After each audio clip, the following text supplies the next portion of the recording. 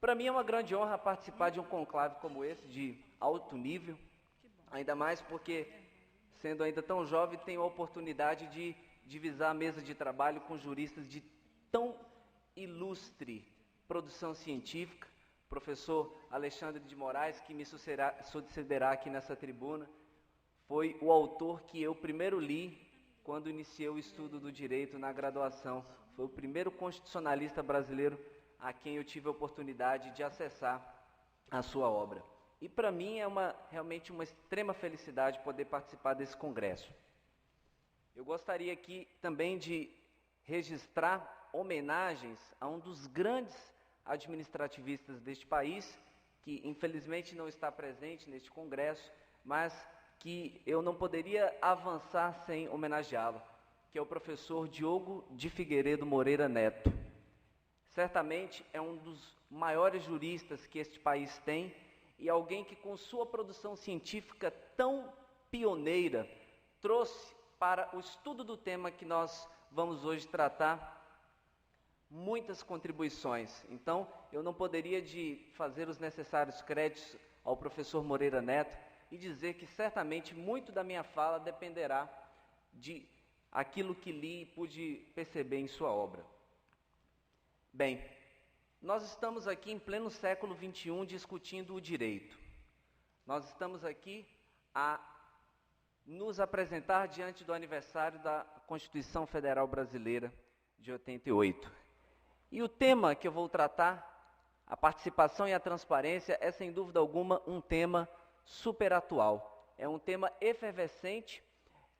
Por um motivo pode-se comemorar essa efervescência, e ao fim eu direi que por outro motivo me causa estarrecimento nós demorarmos tanto tempo para discutirmos essas coisas em caráter de novidade no Brasil. Há quanto tempo a participação e a transparência vêm sido reclamadas e só agora o sistema jurídico vem comportando instrumentos para efetivar esses dois mecanismos. Mas ainda não é o momento de chegarmos a esse ponto.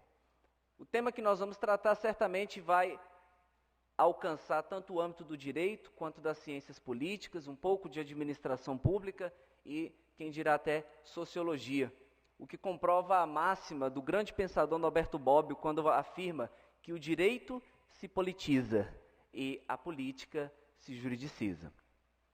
E esses são tempos que se pode afirmar que há um direito pós-moderno, o direito do século XXI. E eu gostaria de colocar alguns dos novos paradigmas desse direito pós-moderno, obviamente sem ter a pretensão de fazer aqui uma lista taxativa, mas tão somente alguns exemplos dos novos paradigmas que eu entendo mais conectados com o tema da nossa palestra. Inicialmente percebemos que o direito pós-moderno é um direito que presencia o retorno do humanismo. O homem volta a ocupar o seu espaço de centralidade nas ciências jurídicas. Uma ciência jurídica fortemente marcada pela presença do Estado como o centro do sistema jurídico, como a razão de ser do direito, nesse século XXI, passa a um deslocamento de eixo. O direito volta-se para o ser humano. Não à toa é que percebemos que a tônica de todas as constituições pós-modernas é muito mais a garantia dos direitos da pessoa humana do que atribuir e organizar poderes. A nossa Constituição Federal, sem dúvida alguma, é uma Constituição que, logo no seu início, desde o artigo 1º até a sua primeira dezena de artigos, afirma acerca dos direitos e garantias fundamentais do indivíduo e também coletivos. Como consequência desse novo paradigma, temos um segundo, que é a mutação da democracia. A democracia, dantes formal, dantes não somente representativa, passa agora a uma democracia material, uma democracia participativa, como bem registrou aqui a professora Flávia Bahia, ao citar a ilustração de Canotilho, quando trata de democracia formal e democracia material. Percebe-se nesse contexto que a democracia passa a não mais se contentar tão somente com o exercício legítimo do poder. a democracia passa a não mais se contentar com a investidura legítima no poder. As decisões do Estado serão legítimas não somente pelo fato de serem tomadas por mandatários que tenham sido legitimamente eleitos, mas a democracia participativa exige que, além da investidura legítima, haja exercício legítimo do poder. Isto é, que o dia a dia do Estado seja em consonância e não, ao invés disso, em dissonância, com os valores que a sociedade quer ver realizados por meio desse instrumento que é o Estado. E além do exercício legítimo do poder, a democracia vem exigindo resultados legítimos no exercício do poder. E essa também, a propósito, é uma das novas diretrizes do direito pós-moderno. O direito se volta para o controle de resultados. Controle de resultados este que foi inicialmente tratado por um jurista italiano de mais absoluto escalão, o professor Máximo Severo Giannini, que em sua obra precursora tratou acerca do controle de resultado.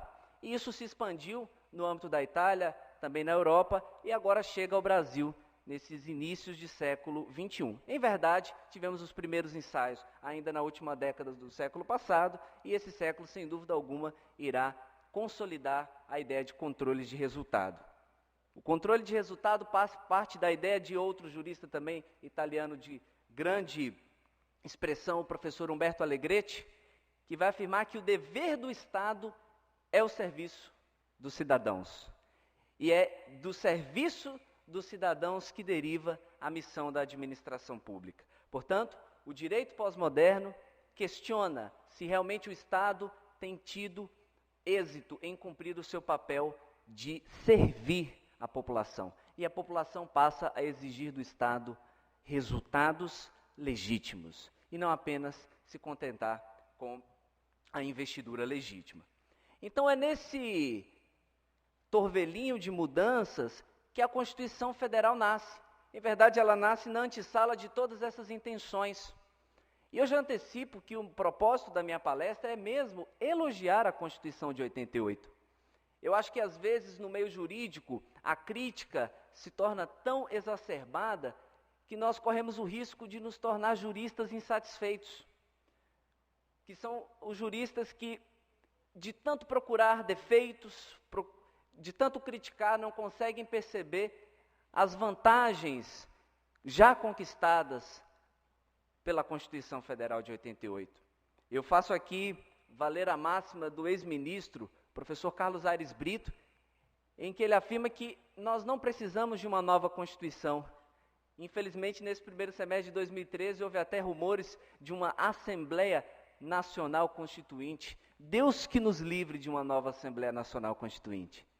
Porque, como dizia o professor Carlos Aires Brito, não precisamos de uma nova Constituição. Nós precisamos mesmo de um novo par de olhos para enxergar os avanços que a Constituição Federal de 88 trouxe e conseguir, a partir dela, desenvolver o sistema jurídico. Porque a nossa Constituição é uma Constituição muito jovem para que nós possamos ainda, tão prematuramente, condená-la. É uma Constituição que ainda tem muito a fornecer em torno de desenvolvimento para o sistema jurídico. Tanto é assim que, com apenas um quarto de século de aniversário, a Constituição já trouxe tantos avanços. Nós temos aí o Código de Defesa do Consumidor, a Lei de Licitações e Contratos, a Lei de Improbidade Administrativa, a Lei das Inelegibilidades, que foi agora em 2010 incrementada, trazendo novas hipóteses de inelegibilidade por aquilo que se convencionou chamar Lei da Ficha Limpa. Nós temos a Lei das Eleições, a Lei 9.504. Pós-Constituição Federal tivemos a Lei de Responsabilidade Fiscal, a Lei de Processo Administrativo Federal, que foi comentada ontem aqui pela professora Maria Silvia Zanella de Pietro. Temos agora a mais recente, a Lei de Acesso à Informação, que sem dúvida alguma é um dos grandes avanços da Constituição Federal com relação ao tema de que nós vamos tratar. Então eu gostaria de realmente colocar aqui para os senhores e senhoras um balanço positivo da nossa Constituição. A nossa Constituição é boa. Poderíamos aqui apontar aspectos negativos? Sim, porque Constituição ideal nós nunca teremos, porque eu acredito que onde houver a mão humana, ali haverá a imperfeição e a possibilidade de aprimoramento. Nunca teremos uma Constituição ideal, mas eu me arriscaria a dizer que, dada a época difícil em que a nossa Constituição foi concebida, o Brasil ali, recentemente saindo de um sistema de repressão, um país em redemocratização, eu poderia dizer que aquela Constituição foi a Constituição possível. E se foi a possível, foi a melhor que se pôde conceber, dado aquele contexto. Com relação ao tema de que nós vamos tratar, que é participação e transparência, sem dúvida alguma, eu não teria aqui qualquer receio em afirmar, a nossa Constituição foi a melhor de todas que o Brasil já teve. Nunca neste país se garantiu tanta participação e tanta transparência no texto constitucional. Nós temos aí reunidos os dispositivos que tratam de transparência e participação, mas de 3 dezenas de dispositivos que garantem o acesso a esses mecanismos. Para os senhores terem uma ideia, a Constituição Federal de 88 é a primeira a elencar como princípio expresso da administração pública o princípio da publicidade, para afirmar que não se trata agora mais de uma mera intenção de a administração ser efetivamente pública e de o Estado ser transparente, mas agora que se trata de um mandamento de otimização, no sentido de que todos os que lidam com uma coisa pública devem adotar mecanismos de transparência com relação aos seus atos. Então, partindo desse balanço que eu posso fazer acerca do texto constitucional, eu passo a comentar um pouco mais sobre cada um desses temas, fazendo uma análise mais aprofundada. Inicialmente, quanto à participação, eu sou um apaixonado por história e eu entendo que a história é a única forma de enxergarmos o presente sem paixões, sem sentimentos exacerbados. É porque a história nos demonstra o roteiro seguido até que se alcance um devido estágio no presente. É pela história que nós compreendemos o presente. E também a história nos diz muito sobre o que pode vir ao futuro. E a participação na administração pública, nós faremos aqui um breve apanhado dos paradigmas do Estado de Direito e como a participação evoluiu ao longo desses paradigmas. Inicialmente com o Estado liberal, que foi idealizado basicamente pelas teorias de Locke e Montesquieu. Estado liberal esse que teve o seu ápice em 1215, com a Carta Magna inglesa. Nasce basicamente em 3 diretrizes.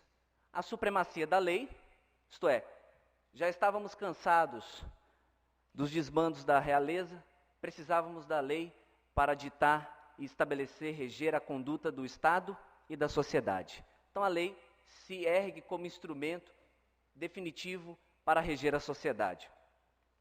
A segunda diretriz, a separação das funções estatais. Já não podíamos mais com o absolutismo, não podíamos mais com a ideia de que alguém poderia decidir a vida de todos, muitas vezes observando tão somente os seus próprios interesses, a ponto de na França Luís ter dito, o Estado sou eu. Então o Estado liberal vem para dizer não, o Estado não pode ser uma pessoa, o Estado tem que ser o Estado, instituição. E se alcança essa harmonia com a tripartição das funções estatais.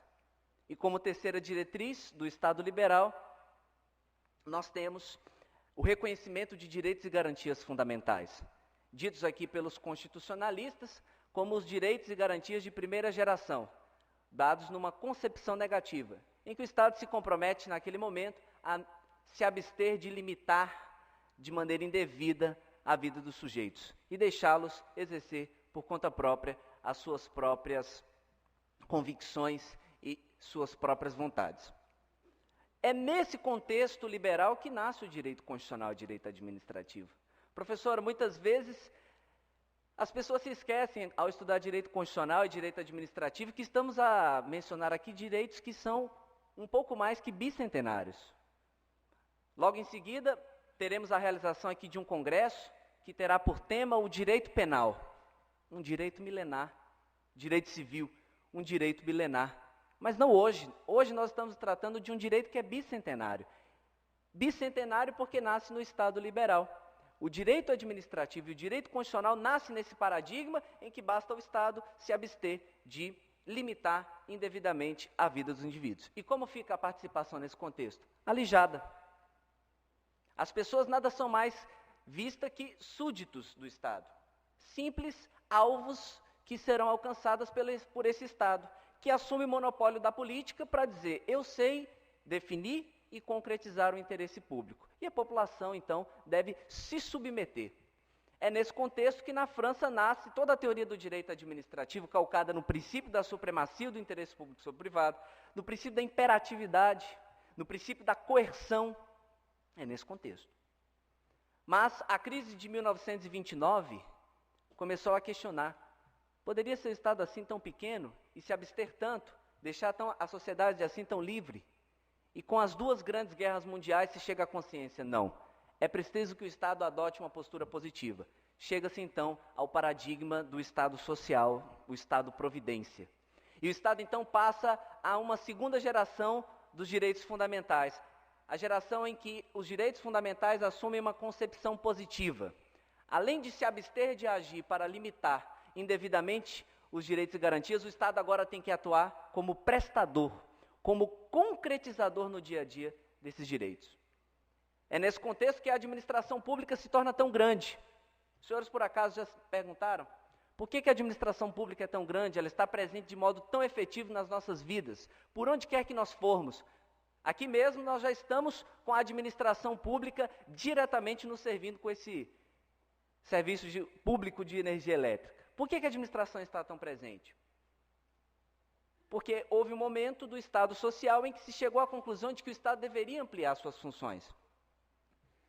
Mas essa ampliação se deu de maneira ilimitada. A máquina estatal se inchou, o Estado se tornou um gigante que custa caro. Se custa caro, isso sai do bolso da sociedade, aumenta-se a carga tributária e eu pessoalmente não vejo um grande problema o crescimento do Estado. Senhoras, senhores, o grande problema é o crescimento sem controle. É um Estado que se agiganta, passa a movimentar quantias financeiras excessivas, mas sem controle. Controle de legalidade e controle de resultado. Surge então a corrupção. Surgindo a corrupção, ali por volta da década de 70, a sociedade passa a se organizar. Movimentos hippie, movimentos estudantis, movimentos ecológicos. E essas pessoas já na era das comunicações, em que a informação gira de forma bastante intensa, passam a verificar que o Estado não atende os seus anseios. Esse Estado tão grande e tão presente não me representa nos meus